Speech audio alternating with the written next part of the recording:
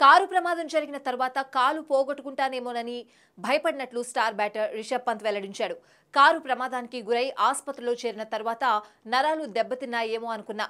అదే జరిగితే కాలు తొలగించే అవకాశం ఉంటుంది. ఈ విషయం తలుచుకుంటే భయం వేసింది. ప్రమాదం తర్వాత కొందరొచ్చి సాయం చేశారు. బాగా గాయాలైన విషయం గుర్తుంది. నా కాలు సరిచేయమని అక్కడున్న ఒక అతన్ని అడిగాను.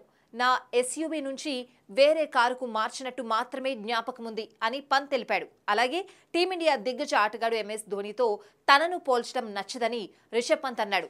తన కెరియర్ ఆరంభ రోజుల్లో ఒత్తిడిని తట్టుకోలేకపోయానని చెప్పాడు. ఒక్కోసారి మ్యాచ్ జరిగిన తర్వాత రూమ్లోకి వెళ్లి ఏడ్చేవాడినని అన్నాడు. మహితో మంచి అనుబంధం ఉందని, ఎలాంటి విషయాలనైనా అతడితో చర్చిస్తానని తెలిపాడు.